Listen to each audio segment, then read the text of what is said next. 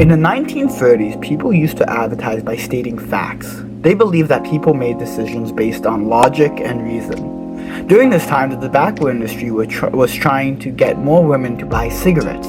You see, in the 30s, women were shunned for smoking, and the tobacco industry were missing out on 50% of their profits. And so they hired this new up-and-coming advertiser who didn't do what the rest did. He went after people's emotions. During this time, women just got the right to vote, and the feminist movement was going strong. And so, the advertiser made smoking about feminism, advertising that smoking was a sign of power and rebellion against the system, which worked, and women started smoking. So not only did they get the equal opportunities to vote, but to also get lung cancer. Man, equality is great. But this changed advertising forever. Rather than focusing on the logic of people, they focused on their emotions instead. You see this in the limited time sales to get to your fear of missing out. You see this with deals as it speaks to our greed. So whether you want to admit it or not, we think based on emotions. This is shown through many things in life. Financially, we are controlled by fear and greed. When it comes to trying new things, we are controlled by our fear of the unknown. When it comes to buying things, we are controlled by our fear and pride. When it comes to dealing with annoying neighbors, we are consumed by anger and frustration, and so on and so forth. Now you might be telling yourself, I think logically. Well, I hate to break it to you, no one does. You choose to eat like shit because you would rather feel good in the moment and feel shitty and guilty afterwards. You end up making lies up to protect your ego, which protects your feelings. For example, people say something like, I didn't eat that much. Well, meanwhile, you ate an entire pizza made for a family of 4. Or, I deserve this nap. I worked hard. Meanwhile, all you did was clean the house and get out of bed after spending an ungodly amount of time on social media. When it comes down to the things we need to do, we don't do them simply because we don't feel like it. In the eyes of a procrastinator, we avoid things due to our feelings and make up the logical reasoning afterwards. You might be asking yourself, what's the solution? Can't I just control my emotions?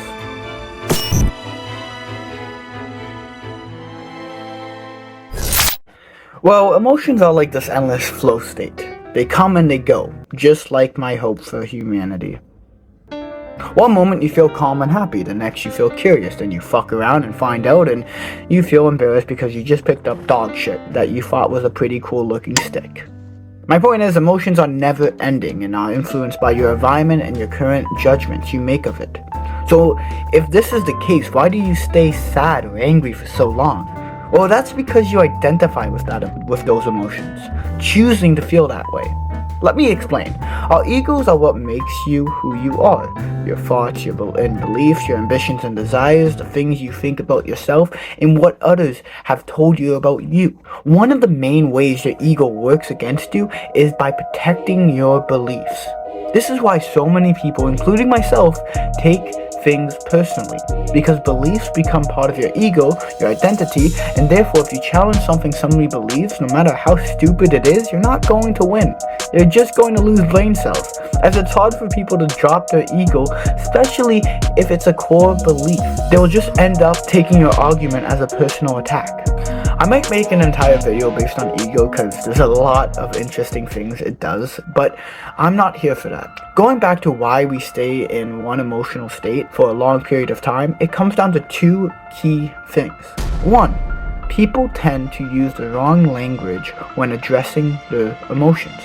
Rather than saying, I feel angry, they say, I'm angry, which makes it part of a temporary belief, which is why it's so hard to break.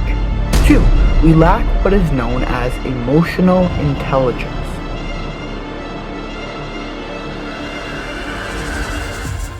You see, emotional control is like trying to control a chihuahua. You might be able to control that little fucker for a few minutes, but when he's ready, he will attack with all his little might. In other words, you can't control your emotions. You just have to learn to live with them. And this is where emotional intelligence comes in. To put it as simply as possible, it's the ability to become aware of the emotions you feel and the effects it has on you in order to think logically. To break this down, you must understand we have 2 brains, or 2 sides to our thinking, our emotional side and our logical side. And our emotional brain is like a child wanting ice cream. he's getting an ice cream or he's throwing a tantrum.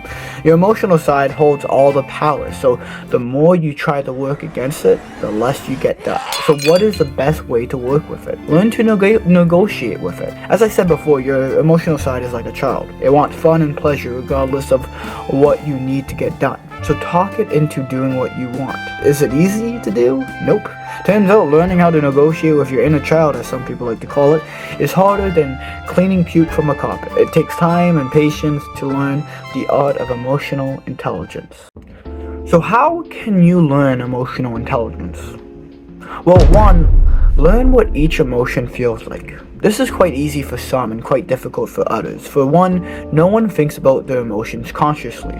They're too concerned with unimportant stuff like how am I going to pay my bills, or how am I going to feed my kids, or how to avoid the IRS.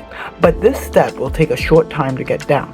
Once you understand what emotions feel like for you, like happiness or anger or sadness, etc., you might learn a few things. Like happiness, for instance, has a negative side to it, just like anger. But the fact is, no emotion is good or bad. They're just there. The second step requires you to understand your behavior with those emotions. Let's talk about happiness, for example. Usually you feel uplifted, full of energy, willing to conquer the world. But there's issues that come with happiness. 1, you make decisions quicker and let your guard down, so you're more likely to miss important details in deals and make rash decisions when buying stuff, resulting in you being $20,000 in debt and the proud owner of a talking toilet. So find out what impact each emotion has on you and actions and thoughts it causes you to have. The third and final step is to learn how to gain control. Learn strategies to become in a state of rational thinking so you don't end up punching a hole in your wall for getting your hoodie stuck on the door hinge. I learned that from my personal experience. Anyways, what are some ways to get back to a state of reason? You can learn to meditate, which helps lower anxiety, fear, anger, etc. It also has some other positive impacts in the long run. But you can also learn how to control your breath when angry or sad, giving you something else to focus on, or you can simply walk away from the situation and come back when you're calm. But now that you have all the steps, keep practicing and make it a consistent thing. To read what you feel and use what you know to think with your logical side while working with your emotional side. To finish off this video, I want to mention that you will fail. You will have times where anger, sadness, or your curiosity will get the better of you. And that's okay. Just evaluate the situation, break down what you could have done differently, and try it again. And rinse and repeat. We can't always be in control of our emotions, but having emotional intelligence is the first step. With that all said, please leave a like and subscribe, as it greatly helps my ego. With that all said, I hope this video has helped, and have a lovely day.